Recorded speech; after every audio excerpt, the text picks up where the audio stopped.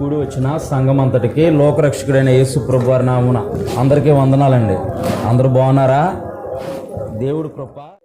ఆదివారం వచ్చిందనంటే అనేక మంది వాళ్ళ సొంత పనులు చేసుకుంటూ ఉంటారు. దేవుని పని మానేసి, దేవుని మందిరానికి రావడం మానేసి, దేవుని మహిమపరచడం మానేసి, దేవునికి మొదటి స్థానం ఇవ్వటం మానేసి వారు సొంత పనులు చేసుకుంటూ ఉంటారు.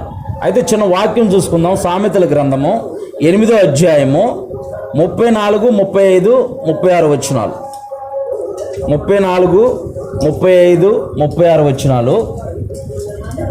అనుదినము నా గడప యొద్ద కనిపెట్టుకొని, నా ద్వారబంధముల యొద్ద కాచుకొని, నా ఉపదేశం వినువారు ధన్యులు. ఎవరంటమ్మా ధన్యులు? ఎవరంట? అనుదినము నా గడప యొద్ద కనిపెట్టుకొని, నా ద్వారబంధముల యొద్ద కాచుకొని, నా ఉపదేశం వినువారు ధన్యులు. దేవుని యొక్క ఉపదేశము, దేవుని మాట వినేవారు ధన్యులంట. దేవుడి మాటకు వారి హృదయంలో స్థానం ఇచ్చేవారు ధన్యులంట. మరి మీ సంఘం ఎంతమంది ఉన్నారో తెలియదు, కానీ మీరైతే వచ్చారు, మీరు ధన్యులు. దేవుడు మిమ్మల్ని దీవించును గాక. దేవుడికి ఎప్పుడైతే మనం ప్రథమ స్థానం ఇస్తామో, పనులు ప్రతిరోజు ఉంటాయి. మాకు చాలా పనులు ఉన్నాయి, పనులు ప్రతిరోజు ఉంటాయి. మనిషికి పని లేని ఏది ఉండదు, ప్రతిరోజు పనులు ఉంటాయి. కానీ ఎప్పుడైతే మనం దేవుడికి స్థానం ఇస్తామో, మన హృదయంలో స్థానం ఇస్తామో, మన జీవితంలో ప్రథమ స్థానం ఇస్తామో, అప్పుడు మనం ధన్యులవుతాం, మనం దీవించబడతాం. ఇక్కడ దేవుని యొక్క వాక్యం అంటుంది, అనుదినము నా గడప యొద్ద కనిపెట్టుకొని, నా ద్వారబంధముల యొద్ద కాచుకొని, నా ఉపదేశం వినువారు ధన్యులు. నన్ను కనుగొనివాడు జీవమును కనుగొంటాడంట. దేవుణ్ణి కనుగొని, దేవుడి మీద ఆధారపడి దేవుని వెంబడించేవారు జీవాన్ని కనుగొంటారు, ఆశీర్వాదం కలిగి ఉంటారు, వాళ్ళు జీవాన్ని కలిగి ఉంటారు. వారు ఎటువంటి ఆపద వచ్చినా సరే వారిని దేవుడు తప్పిస్తాడు.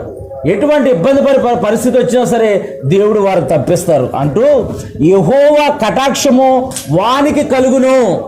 దేవుని యొక్క కాపుదల, దేవుని యొక్క కనుదృష్టి, దేవుని యొక్క కటాక్షము, ఆయన కృప, ఆయనకి ఎవరైతే ప్రథమ స్థానం ఇస్తారో, ఎవరైతే ఆయన ముందు పెడతారో వారి మీద ఉంటుందంట. కింద చూద్దాం.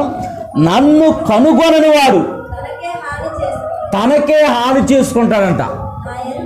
చాలమ్మ. తన్ను కనుగొని వాడు, మొదట మనం చదువుకుంది ఏంటంటే, ఎవరైతే కనుగొని, ఎవరైతే ఆయన ద్వారబంధం లేదా ఎవరైతే ఆయన మందిరంలో కనిపెడుతూ ఆయన వాక్యాన్ని వింటూ సంఘంలో అడ్డుకట్టబడి ఉంటారో వారు దేవుని కటాక్షం పొందుకుంటారు, దేవుని ఆశీర్వాదాన్ని పొందుకుంటారు. వారు ఎప్పుడు చిగురిచ్చు ఒలివ చెట్టు వలె, ఎప్పుడు వికసించే ఒలివ చెట్టు వలె వారు ఉంటారు. ఆకు వాడక తన కాలం ముందు ఫలమిచ్చు చెట్టు వలె వారు ఉంటారు.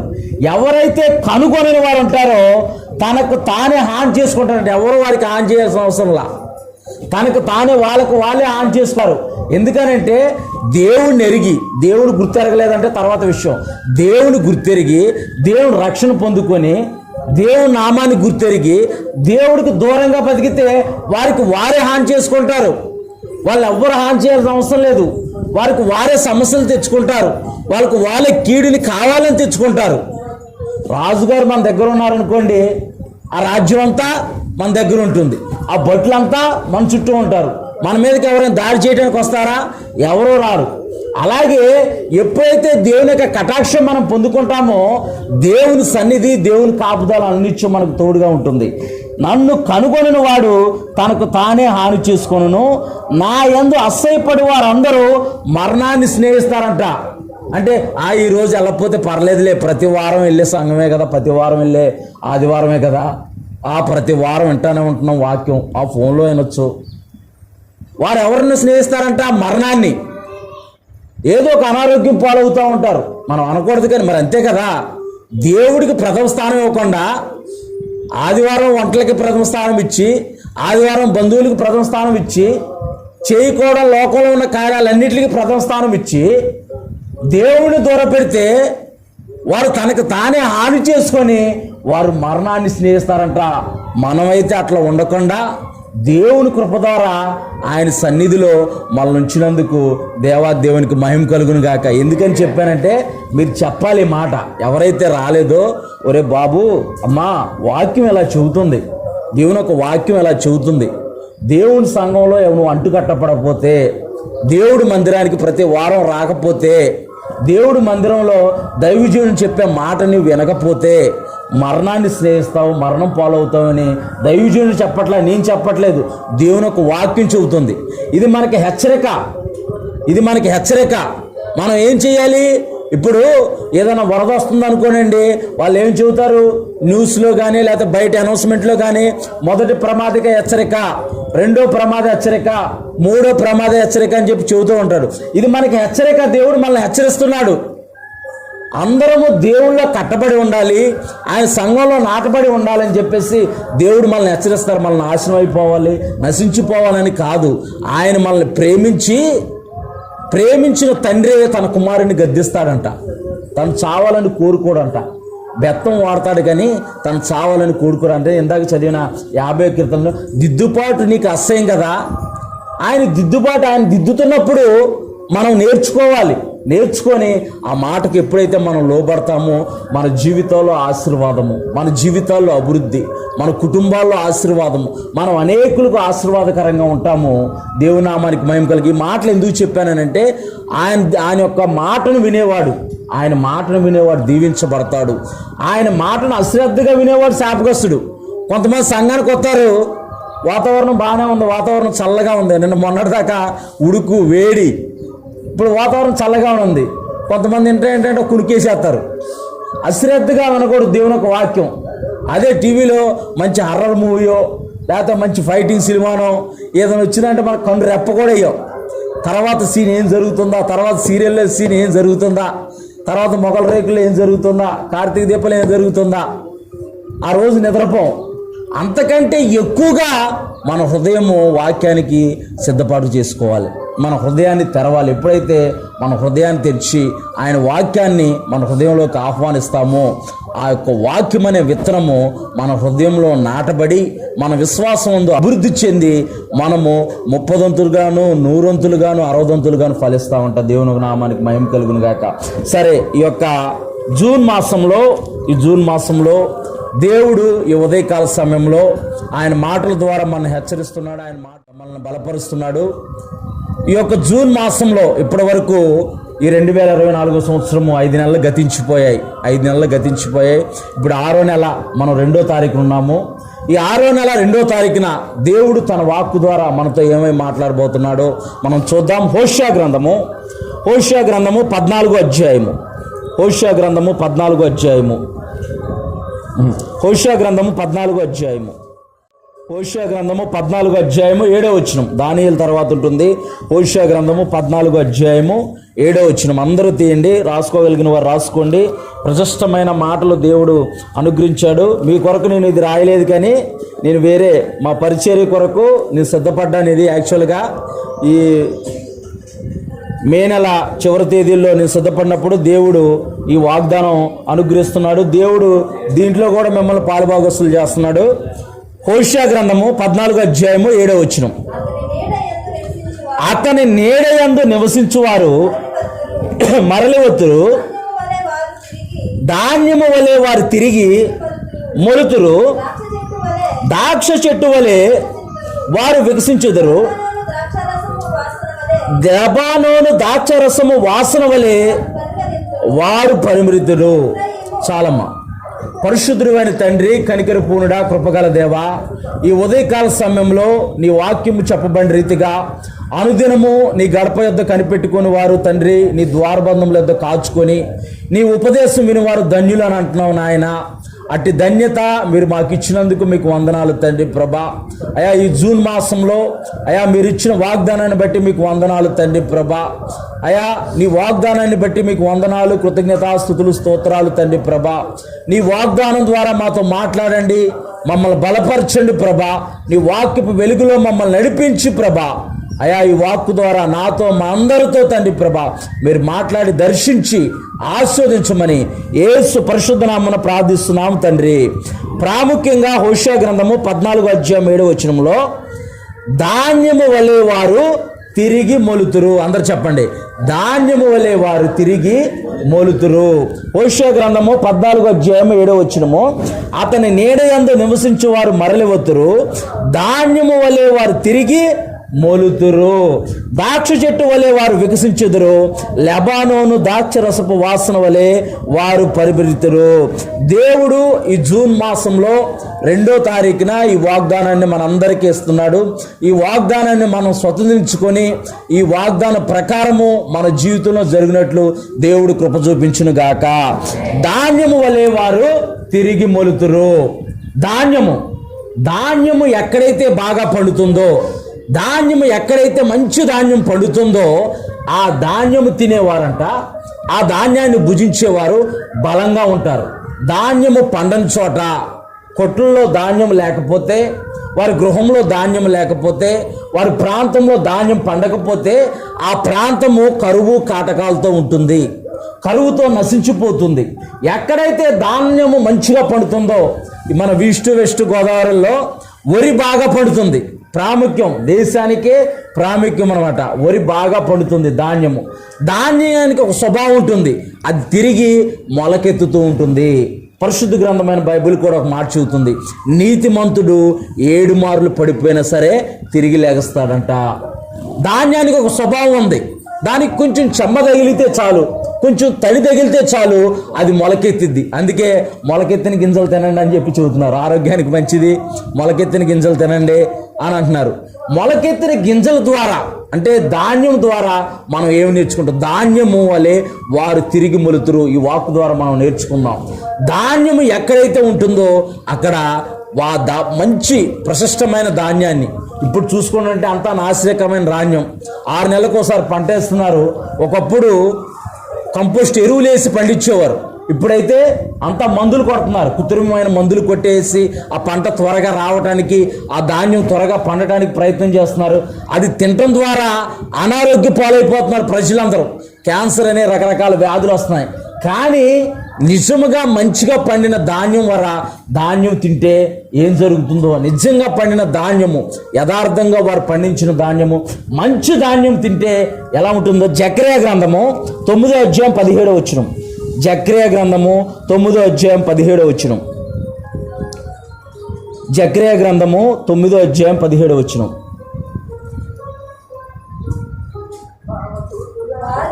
వారు క్షేమంగా ఉన్నారు, ఎంతో సొగసుగా ఉన్నారు, ధాన్యము చేత యవ్వనులను, కొత్త ద్రాక్షరసం చేత యవ్వన స్త్రీలను. ఏమని చెబుతుంది? ధాన్యము సమృద్ధిగా ఉంటే క్షేమం ఉంటుంది. మంచి ధాన్యం తినే యవ్వనులు, మంచి ధాన్యం తినే ప్రజలు వారు బలాభివృద్ధి చెందుతారంట, సొగసుగా ఉంటారంటే ఆరోగ్యంగా ఉంటారు. ఆరోగ్యమే మహాభాగ్యం అంటారు, ఆరోగ్యంగా ఉంటారు. అయితే మనం చూసుకుంటే ఇది శరీరానుసారమైన ఆశీర్వాదం, ఇది శరీరానుసారమైన ఆశీర్వాదం. ఆత్మానుసారమైన ఆశీర్వాదం అని అంటే మనకి ధాన్యం అని అంటే ఆహారం ఏంటంటే ఆయన వాక్యం మనకి ఆహారం. ఆయన వాక్యాన్ని మనం ప్రతిదినము భుజించేవారిగా ఉండాలి. ఆయన వాక్యము అనుదినము మనము ధ్యానించేవారిగా ఉండాలి. అందుకే నీ మాటలు నాకు దొరకగా నేను వాటిని భుజించి తిని అని భక్తులు అంటున్నారు. నీ మాటలో నాకు దొరకగా నేను వాటిని భుజించి తిని. మన దేహానికి, మన శరీరానికి ఆరోగ్యం ఎంత ప్రాముఖ్యమో, ఆరోగ్యంగా మనం ఉండటానికి మంచి ధాన్యం ఎంత ప్రాముఖ్యమో, మన ఆత్మీయ జీవిత దినదినము అభివృద్ధి చెందడానికి దేవుని ఒక వాక్ అంత ప్రాముఖ్యము. ఎప్పుడైతే మనం దినదినము దేవుని యొక్క వాక్కును మనం ధ్యానిస్తూ ఉంటామో, ఎప్పుడైతే దినదినము దేవుని వాక్కులో మన జీవితాలను సరి చేసుకుంటామో, దినదినము ఎప్పుడైతే దేవుని వాక్కులో మన జీవితాలను కట్టుకుంటూ ఉంటామో, మన జీవితాలు ఆశీర్వాదపు బాటలో నడుస్తాయి. దేవునామానికి మహిమ కలుగును గాక. ధాన్యము వల్లే వారు తిరిగి మొలుస్తారు. మనం ఎప్పుడు దినదినము ఆయనలో మొలుస్తాము, ఎప్పుడు దినదినము ఆయనలో అభివృద్ధి చెందుతామనంటే ఆయన వాక్యాన్ని మనం దినదినము తినడం ద్వారా, ఆయన వాక్యాన్ని మనం దినదినము ధ్యానించడం ద్వారా, ఆయన వాక్కులో మనం నాటబడటం ద్వారా, ఆయన వాక్యంలో మనం అంటుకట్టడం ద్వారా మనం ధాన్యం వల్లే తిరిగి మొలుస్తూ ఉంటాం. ఎన్ని శ్రమలు వచ్చినా, ఎన్ని ఇబ్బందులు వచ్చినా, ఎన్ని కష్టాలు వచ్చినా సరే మనకి ఆయన కాపుదల, ఆయన క్షేమము, ఆయన భద్రత మనకు తోడుగా ఉంటుంది కనుక మనం దినదినము అభివృద్ధి చెందుతాం, కానీ క్షీణించిపోము, నశించిపోము. మనిషి యొక్క జీవితంలో ఆశీర్వాదం అనేది చాలా ప్రాముఖ్యమైనది. ఏంటి ప్రాముఖ్యమైనది? ఆశీర్వాదం. దేవుని రక్షణ పొందుకొని దేవుని నామాన్ని ఎరిగి మనం ఆస్వాదింపపోతే మన గౌరవం ఉంటుందా? సమాజంలో గౌరవం ఉండదు మనకి. దేవుడిని నమ్ముకున్నావమ్మా, దేవుడు ఏం చేశాడు? దేవుడిని ప్రేమిస్తున్నావు, నువ్వు సంఘానికి వెళ్తున్నావు, ఇంకా నీ పరిస్థితులు అలాగే ఉన్నాయి, నీ కుటుంబం అలాగే ఉంది అని అంటే దేవుని నామానికి మహిమది? మహిమ కాదు. అంటే ఆశీర్వాదాన్ని ఎవరు ఆపుకుంటున్నావు అని అంటే మనమే ఆపుకుంటున్నాం ఆశీర్వాదాన్ని. దేవుడు మనకు మనల్ని ఆశీర్వదించాలనే దేవుడు చూస్తున్నాడు, మనల్ని అభివృద్ధి పరచాలనే దేవుడు చూస్తున్నాడు. మన ప్రవర్తన ద్వారా, మన క్రియల ద్వారా, మన స్వైచ్ఛితమైన ఆలోచనల ద్వారా మనము దేవుడిచ్చే ఆశీర్వాదాన్ని మనం ఆపేసుకుంటున్నాము. ఎప్పుడైతే ఆయన వాక్కులో మన జీవితాలు కట్టబడతాయో ధాన్యము వలె మనం తిరిగి మొలిచి మనము 30 60 100 ఫలిస్తాం. దేవునామానికి మహిమ కలుగును గాక. అందుకే ఆశీర్వాదం అనేది పరలోక రాజ్యముకి వెళ్ళటం ఎంత ప్రాముఖ్యమో, ఈ భూమి మీద జీవిస్తున్నంత కాలము నీవు, నీ కుటుంబము, నీ పిల్లలు, నీ సంతతంతా ఆశీర్వాదంలో జీవించడం కూడా అంతే ప్రాముఖ్యము. యేసు ప్రభువారు అంటున్నారు, మిమ్మల్ని ఆశీర్వాదానికి వారసులు ఒకటిగా నేను పిలిచాను, శాపానికి కాదు. ఆశీర్వాదానికి వారసుల గుటికే మిమ్మల్ని పిలిచాను అని అంటున్నాడు, శాపానికి కాదు. అందుకే ఆయన శిలువ రక్తం ద్వారా, ఆయన కల్వరి శిలువ రక్తం ద్వారా అబ్రహాం ఆశీర్వాదాన్ని క్రీస్తు యేసు ద్వారా మనకు అనుగ్రహించాడంట. దేవునామానికి మహిమ కలుగును గాక. పరిశుద్ధ గ్రంథమైన బైబిల్ ఆది కాండంలో చెబుతుంది, మన పితరుడైన అబ్రహాము వెండి బంగారములు కలిగి దాసీల సమూహము కలిగి గొప్ప ధనవంతుడిగా జీవించాడంట. దేవునామానికి మహిమ కలుగును గాక. మరి గొప్ప ధనవంతుడండి, దాసుల సమూహం అని అంటున్నారు. మరి ధనం మీద ఆశ పెట్టుకోకూడదు కదా, ధనాపేక్ష కలిగి ఉండకూడదు కదా అని అంటే దేవుణ్ణి పక్కన పెట్టి దేవుడికి దూరమైపోయి ధనాపేక్ష కలిగి జీవించుకోకూడదు. సొలొమోను భక్తుడు ఉన్నాడు, సొలొమోను రాజున్నాడు.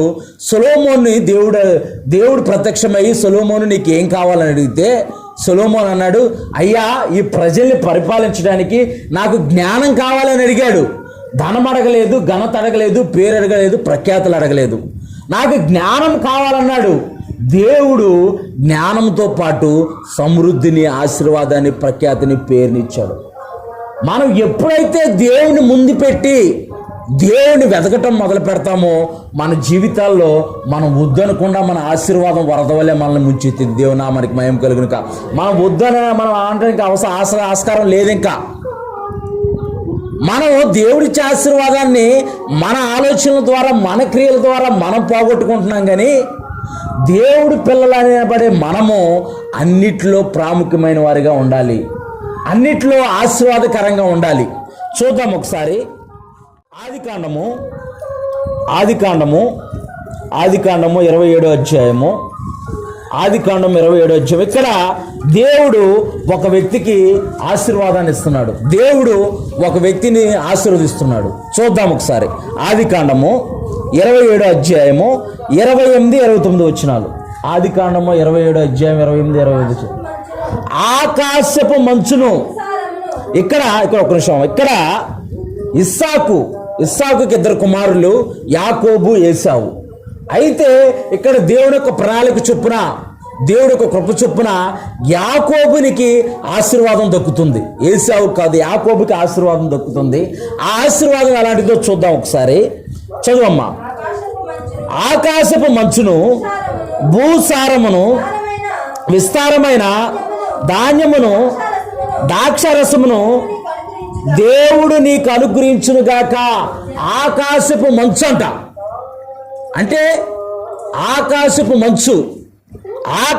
మంచును, భూసారమును, అంటే నీవు చేసే ప్రయత్నంలో, నీ పనుల్లో నీకు ప్రకృతి అంతా లోపడుతుంది. ఆకాశపు మంచును ఎప్పుడు లోపడిద్ది? మన ఇష్టానుసారంగా మన జీవితంలో లోపడతాం. దేవునికి ఇష్టంగా మనం జీవించి మన ప్రవర్తన అంతకైకి ఆయన అధికారానికి ఒప్పుకుంటేనే, ఆయన మన గృహానికి అధిపతిగా మనం ముందు పెడితేనే, యెహోషువ ఉన్నాడు, ఇజ్రాయెల్ నడిపిస్తున్నాడు. అప్పటిదాకా మోషే మృతి పొందాడు. ఇజ్రాయెల్ ప్రజల్ని ఎలా నడిపించాలో తెలియదు, ఎలా ముందుకు తీసుకెళ్లాలో తెలియదు, ఆ వాగ్దాన దేశానికి వెళ్తామో వెళ్ళవో తెలియని పరిస్థితిలో మోషే మృతి పొందాడు. నాయకత్వ బాధ్యతలు యెహోషువ మీదకి వచ్చాయి. యెహోషువ ఇజ్రాయెల్ ప్రజలకు ముందుగా ఉండి దేవుడి మీద ఆధారపడి దేవుడిని మహింపరుస్తూ నడుస్తున్నప్పుడు సూర్యచంద్రులను ఆపగలిగే శక్తి దేవుడు యెహోషువకు అనుగ్రహించాడు. సృష్టి ప్రారంభమైనది మొదలుకొని ఇప్పటి వరకు అలా జరగలేదు. సైంటిస్టులు కూడా చెబుతున్నారు, ఒకరోజు ఆగిపోయిందంట. అలాగా సృష్టిలో ఒకరోజు ఆగిపోయిందంట. దేవుని యొక్క ఆశీర్వాదము నీ మీద ఉంటే, దేవుని యొక్క కృప నీ మీద ఉంటే నీ ప్రయత్నాలన్నిటిలో విజయం ఉంటుంది. దేవుని నామానికి మహిమ కలుగును గాక. ఇక్కడ యాకోబుకి దేవుడు ఆశీర్వదిస్తున్నాడు ఇస్సాకు ద్వారా. ఆకాశపు మంచును, భూసారమును, విస్తారమైన ధాన్యమును, ద్రాక్షారసమును దేవుడు నీకు అనుగ్రహించును గాక. ఎవరు అనుగ్రహిస్తారు? మనుషులు కాదు. మనకి 10 మంది పనులు ఉండి మనం 10 ఎకరాల పొలం తీసుకొని మనం కష్టపడి పని చేసినంత మాత్రాన ఆ ధాన్యం పండదు. అందుకే ఒకని కష్టార్జితం ద్వారా తన ఆశీర్వాదాన్ని ఎక్కువ చేసుకోలేడు, తక్కువ చేసుకోలేడు. మన ఆశీర్వాదం అభివృద్ధి చెందాలంటే, మనం అభివృద్ధి బాటలో నడవాలంటే దేవుని యొక్క ఆశీర్వాదం మన జీవితాల్లో ఉండాలి. ఇక్కడ ఆకాశపు మంచును, భూసారమును, విస్తారమైన ధాన్యమును, ద్రాక్షారసమును దేవుడు నీకు అనుగ్రహించును గాక. జనములు నీకు దాసులగుదురు, జనములు నీకు సాగిలపడుదురు. అందుకే మనం చదివాం హోషేయ గ్రంథము 14:7 అతని నీడయందు నివసించువారు మరలివతురు. ఎవరెవరైతే మీరు దేవుడు నమ్ముకున్నారని, లేకపోతే ఏవో చిన్న చిన్న గొడవల వల్ల కానీ, ఏ పరిస్థితుల వల్ల కానీ మీ బంధువులు మిమ్మల్ని విడిచిపెట్టారేమో, మీ బంధువులు మిమ్మల్ని దూర పెట్టారేమో, మన దేవుడు కాదురా వేరే వాళ్ళ దేవుడు మీరు నమ్ముకున్నారు, మీరు ఇలాగని చెప్పేసి మిమ్మల్ని దూర పెట్టారేమో, వాళ్ళే మీ ద్వారా నిజ దేవుడైన యేసు ప్రభు వారిని తెలుసుకోబోతున్నారు. దేవుని నామానికి మహిమ కలుగును గాక. వారే మీ వద్దకు వస్తారు. వారే మా కొరకు ప్రార్థన చేయ బాబు, ఒక్కసారి మా ఇంటికి రా బాబు, ఒక్కసారి మా పరిస్థితి ఇది, మా పరిస్థితి ఎలా ఉంది, నువ్వు ప్రార్థన చేస్తావంట కదా, నువ్వు ప్రార్థన చేస్తే మా పరిస్థితి బాగుపడిద్దనని వారే మరలి వస్తారు. అతని నీడయందు నివసించువారు మరలి వస్తారు. ఎవరెవరి జీవితాల్లో అలాంటి పరిస్థితులు ఉన్నాయో, ఎవరెవరైతే మీ బంధువులు, మీ తల్లిదండ్రులు, మీ స్నేహితులు ఎవరెవరైతే మీకు దూరం అయిపోయారో, ఈ జూన్ నెల 2వ తారీఖున మీరు రాసి పెట్టుకోండి, వారే మీ వద్దకు వస్తారని దేవుడు ఒక వాక్ మనకు సెలవిస్తుంది. దేవునామానికి మహిమ కలుగును గాక. జనములు నీకు దాసులగుదురు, జనములు నీకు సాగిలపడుదురు. నీ బంధుమిత్రులకు నువ్వు ఏలికవై ఉందువు. నీ బంధుమిత్రులందరికీ నువ్వు ఏలికవై ఉందువు. వారందరికీ మంచి చెడు చెప్పేవారు ఎవరైనా ఉన్నారంటే నీవు. ఎందుకంటే నీవు నిజదేవుడు అయిన యేసు ప్రభువుని కలిగి ఉన్నావు గనక, న్యాయమయమైన న్యాయవంతుడైన దేవుడు నువ్వు కలిగి ఉన్నావు గనక వారందరికీ న్యాయం చెప్పేది నువ్వే. నీవే ఏలికవై ఉంటావు, నీవే వారి అవసరతలు తీరుస్తావు, నీవే వారి అక్కర్లు తీరుస్తావు. అటువంటి ఆశీర్వాదము దేవుడు మనందరికీ అనుగ్రహించును గాక. ఆమేన్. నీ బంధుజనులకు నీవు ఏలికై ఉందువు, నీ తల్లి పుత్రులు నీకు సాగిలపడుదురు. నిన్ను శపించు వారిని నేను శపింపబడుదురు, నిన్ను దీవించువారు దీవింపబడుదురు. మనల్ని శపించేవారు మనం శపించవసరంలా, వారి కొరకు మనం ప్రార్థన చేస్తే చాలు. మనల్ని శపించేవారిని, మనల్ని దూరపరిచేవారిని, మనల్ని హేళన చేసేవారిని, మనల్ని అవమానపరిచేవారిని వారి కొరకు మనం ప్రార్థన చేసి దేవుడికి అప్పగిస్తే చాలు, దేవుడే వారి పరిస్థితి చూసుకుంటాడు. వారి యొక్క ఆలోచనలు నాడే నశించునంట. వారు ఏవైతే కుట్రల ఆలోచనలు కలిగి ఉన్నాడో, శత్రువు ఏదైతే మీ మీద కుట్రల ఆలోచనలు కలిగి ఉన్నాడో వాడు వచ్చిన దారినే వెళ్ళిపోవును గాక. దేవుని నామానికి మహిమ కలుగును గాక. వారు నిన్ను శపించు వారిని శపింపబడుదురు, నిన్ను దీవించు వారిని నేను దీవిస్తాను. దేవుని నామానికి మహిమ కలుగును గాక. ఆశీర్వాదం అంటే ఎలా ఉండాలి? ఆశీర్వాదం, ఎలాంటి ఆశీర్వాదం మనం పొందుకుంటే మన జీవితాలను బట్టి అనేక మంది దేవుని వెంబడిస్తారు. మన జీవితాలను బట్టి అనేక మంది దేవుని తెలుసుకుంటారు. మన జీవితాల్లో ఆశీర్వాదం లేక మన కుటుంబమే అంతంత మాత్రం ఉంటే, మన బిడ్డలే అంతంత మాత్రంగా జీవిస్తే మరి దేవుణ్ణి ఎలా తెలుసుకుంటారు జనులు? అబ్రహామును బట్టి అనేక మంది దేశాలు తెలుసుకున్నాయి. ఐగుప్తు దేశం తెలుసుకుంది, అబీమెలెకు రాజు తెలుసుకున్నాడు, నీవు ఎరిగిన దేవుడు నిజమైన దేవుడు అనేది. అందుకే మన ప్రవర్తన అంతటి ఇప్పటి వరకు మీరు ఎలా జీవించారో నాకు తెలియదు. ఈ జూన్ మాసం నుంచి మీరు కొత్తగా ఆలోచించడం మొదలుపెట్టిన, అవును ప్రభా ఇప్పటి వరకు నేను నా ఇష్టానుసారంగా జీవించానేమో. మన ఆశీర్వాదాన్ని మనమే ఆపుకుంటున్నామండి, ఎవరు ఆపట్లేదు మన ఆశీర్వాదాన్ని. ఆడు వచ్చేసి నన్ను ఆశీర్వాదం దొంగిలిచ్చేసేస్తున్నాడండి, కష్టాలు పెడుతున్నాడండి, బాధలు పెడుతున్నాడు అంటే వాడు కావాలని వచ్చి కష్టాలు పెట్టేవాడు కాదాడు. మన అవకాశం ఇస్తేనే వాడు వస్తాడు. ముందు మనం అవకాశం ఇవ్వకుండా ఉండాలి కదా. మనం ఎప్పుడైతే మనం అవకాశం ఇవ్వకుండా మనం ఉంటామో మన జీవితాల్లో దేవుని యొక్క కృప, దేవుని యొక్క కాపుదల ఉంటుంది. ఇక్కడ యాకోబు ఆశీర్వాదాన్ని పొందుకున్నాడు. యాకోబు తర్వాత ఆశీర్వాదం ఆగిపోయిందా? నువ్వు ఒక్కడివే నమ్మకంగా, నీ కుటుంబంలో నీ ఒక్కడి యథార్థంగా నిలబడితే చాలు, నీ పిల్లలు నీ తరతరాలు దేవుడు ఆశీర్వాదం చూస్తారు. దేవుని నామానికి మహిమ కలుగును గాక. ఇక్కడ యాకోబు తర్వాత ఆ ఆశీర్వాదాన్ని యోసేపు స్వతంత్రించుకున్నాడు. యోసేపు ఒక దేశానికి ఆహారం పెట్టే ప్రధానమంత్రి అయ్యాడు. దేవుని నామానికి మహిమ కలుగును గాక. మన ఒక్కలము, మన కుటుంబంలో మన తల్లిదండ్రులు యథార్థంగా నమ్మకంగా నిలబడితే పిల్లలు నిలబడతారు. లోకంలో ఉన్నవాళ్ళు చూడరు, పిల్లలు తల్లిదండ్రులు చూస్తారు. మన భక్తి జీవితము, మన యథార్థమైన నమ్మకత్వాన్ని చూసే వారు భక్తి నేర్చుకుంటారు. మనమే అంతంత మాత్రం ఉంటే వాళ్ళేం ప్రార్థన చేస్తారు? నువ్వు నిజంగా యథార్థంగా ప్రార్థనా సమయానికి వెళ్ళి ప్రార్థన చేసుకొని, యథార్థంగా బైబిల్ చదివే సమయానికి వెళ్ళి నువ్వు దేవుని ఒక వాక్యం చదివితే వారు ఎవరిని చూసి నేర్చుకుంటారు? మనల్ని చూసి. మనం చెప్పవసరంలా, అమ్మ 6 అయింది ప్రార్థన చేసుకో, అమ్మ 7 అయింది బైబిల్ చదువుకో, 8 అయింది టిఫిన్ చేయి, మనం చెబుతామా? మనం చెప్పవసరంలా. అందుకే మనల్ని బట్టే మన కుటుంబం ఆధారపడుతుంది, మనల్ని బట్టే మన ఆశీర్వాదం ఆధారపడుతుంది. ఇక్కడ యాకోబు ద్వారా దేవుడు యోసేపుని దర్శించాడు. యోసేపుకి కష్టాలు ఉన్నాయి, మనకే కష్టాలు ఉంటాయి, బాధ ఉంటాయి. యోసేపుకి కూడా కష్టాలు ఉన్నాయి. యోసేపుని సంఖ్యలు బాధించాయి. యోసేపు జైల్లో పెట్టబడ్డాడు, యోసేపు అమ్మివేయబడ్డాడు, యోసేపు గోతులో పడ్డాడు.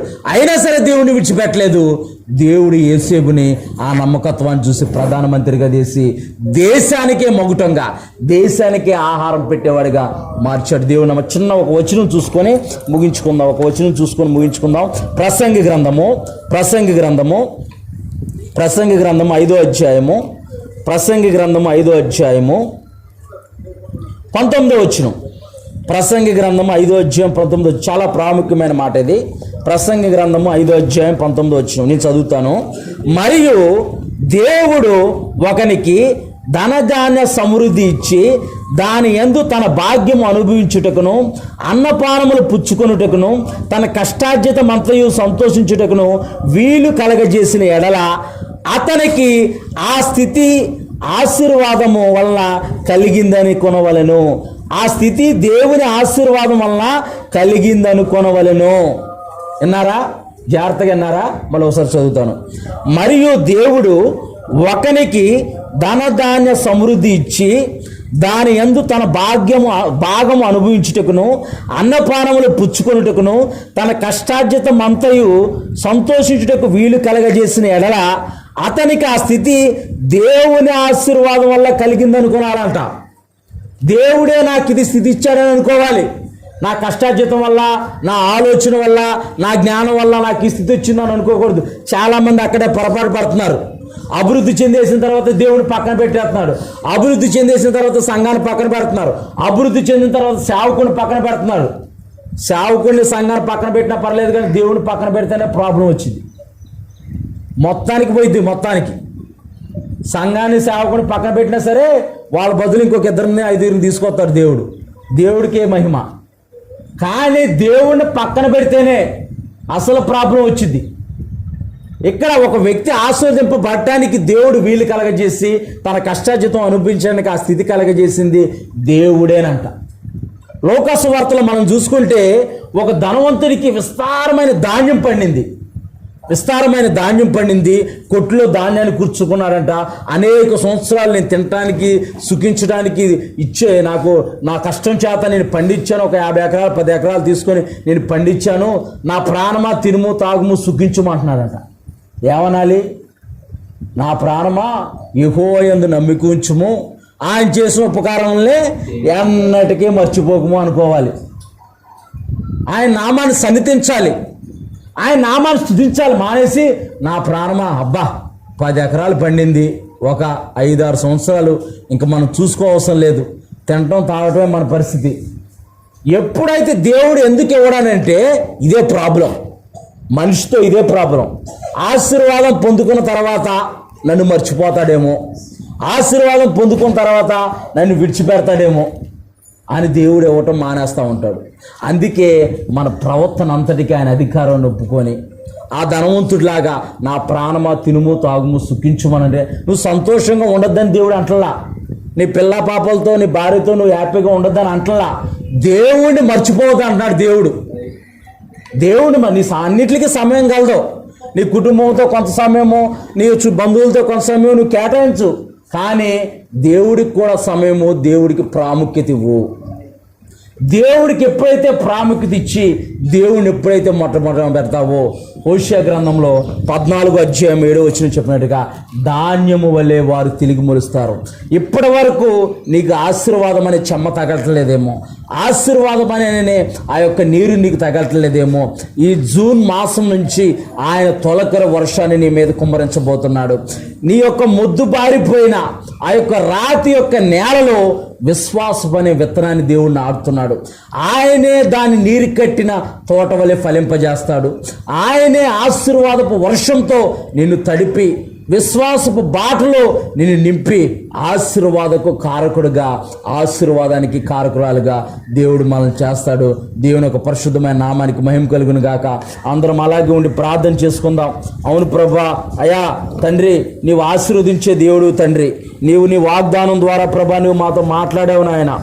అతని నీడ యందు నివసించే వారు మరలి వత్తురు, వారు ధాన్యం వలె తిరిగి మొలుస్తారంటున్నావు నాయన. అయా నాలో అవిశ్వాసం ఉందేమో, ఇప్పటివరకు అవిశ్వాసంతో నేను జీవిస్తున్నానేమో, అయా విశ్వాసం అనే విత్తనం నాలో నాటండి నాయన. అయా విశ్వాసం అనే విత్తనం నాలో నాటండి ప్రభా. ఆశీర్వాదపు అనే విత్తనాన్ని మాలో నాటండి, మా కుటుంబంలో నాటండి ప్రభా. మేము ఫలించడానికి, మేము అభివృద్ధి చెందటానికి అడ్డుగా ఆటంకంగా ఉన్న అయా మా ప్రవర్తన, మా ఆలోచనలు, మా ఉద్దేశాలన్నిటిని ప్రభా నీ పరిశుద్ధ రక్తంతో మీరు కడగండి నాయన. నీ పరిశుద్ధ రక్తంతో మీరు కడగండి నాయన. మీరు శుద్ధీకరించండి ప్రభా. అయా నీకు నచ్చే విధంగా తండ్రి ప్రభా మేముండి మీ ఆశీర్వాదాలు మేము పొందుకోవాలి ప్రభా. అబ్రహాముని దేవుడు భయపడకు, నీవు నమ్మకంగా ఉన్నావు, నీకు అత్యధికమైన బహుమానం కలుగును అంటున్నాడు. దేవుడు కూడా బలా మంచి దాసుడా, దేవుని చేత మనం బలా మంచి దాసుడా దాసురాలు అనిపించుకోవాలి. అటువంటి భక్తి చేయాలి, అటువంటి యథార్థత మనం కలిగి ఉండాలి. అపజయాలు రావటం మానవ కాదు, కానీ కష్టాలు రావటం మానవ, కానీ మనం అపజయాల్లో కష్టాల్లో మనం నమ్మకంగా యథార్థంగా ఉంటే దేవుడు మనల్ని నీరు కట్టిన తోట వలె, ఆకు వాడక తన కాలమందు ఫలమిచ్చు చెట్టు వలె మనల్ని, మన కుటుంబాన్ని దేవుడు ఆశీర్వదిస్తాడు. అటువంటి కృప పరిశుద్ధాత్మ దేవుడు మనకును మన సంఘమునకు దయచేయునుగాక. ఆమేన్.